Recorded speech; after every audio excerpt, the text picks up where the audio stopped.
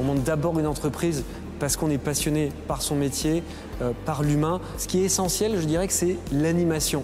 C'est expliquer à nos collaborateurs comment ils peuvent, eux, participer à l'amélioration du process, comment on co-construit ensemble, finalement, ce métier innovant et cette transformation de produits de la mer. Pour ma part, c'est ce qui m'a un peu attiré aussi, c'était ce côté innovant.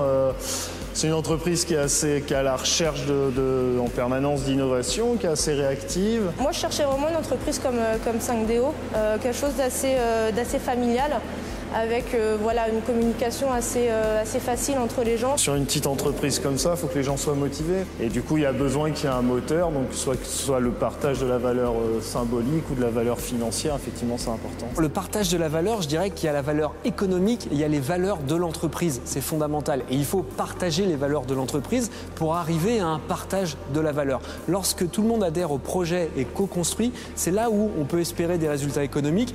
Et l'entrepreneur, le chef d'entreprise, doit tenir sa promesse qui consiste à dire « Ok, vous adhérez au projet, l'entreprise fonctionne, je vais partager la valeur économique qui est aussi une récompense, parce que tout le monde a besoin évidemment d'argent pour pouvoir vivre. » Quand on est arrivé sur ce nouveau site où on a investi lourdement, donc on a pris un premier risque sur le bâtiment industriel, on a pris un deuxième risque en changeant de convention collective puisqu'on est passé sur une convention beaucoup plus avantageuse qui offre un 13e mois systématiquement pour l'ensemble des collaborateurs, qui offre des primes d'habillement, qui offre une meilleure couverture à travers cette convention. On est beaucoup plus pris en compte avec la nouvelle convention collective et puis les primes, ça donne encore plus envie de bien faire quoi, et de continuer à faire en sorte que l'entreprise aille dans le bon sens. Prime d'ancienneté, prime d'habillage, 13e mois, ça encourage, ça motive quand même. Tout ça, c'est pas négligeable. C'est ce qui m'a permis de suivre, effectivement, de suivre l'entreprise. L'an dernier était une année de transition pour nous, donc un peu plus difficile économiquement. Donc on n'a pas distribué de primes, d'autant qu'on était en train d'absorber le coût du 13e mois pour chaque personne. L'année précédente, 2017, était une très bonne année pour nous. Donc là, on a distribué des primes à l'ensemble des salariés, notamment des primes liées à la performance au décortiquage.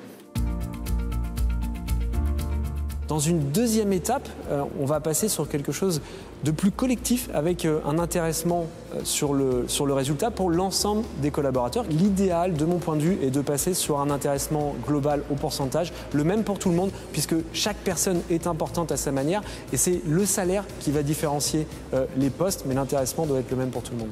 Il y a un échange, il y a un équilibre à avoir et je pense qu'aujourd'hui 5 degrés Ouest le fait très bien. Ouais.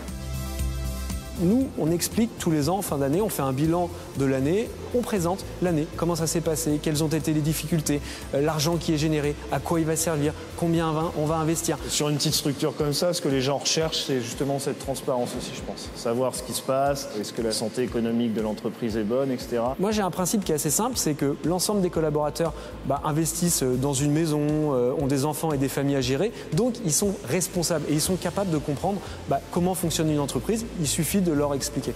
L'enjeu, c'est de donner de la lisibilité, je pense, pour que les gens aient envie de rester et d'évoluer dans l'entreprise. Plus la réussite de l'entreprise sera grande, plus moi aussi, dans mon coin, je pourrais avoir des possibilités de grandir dans cette entreprise-là.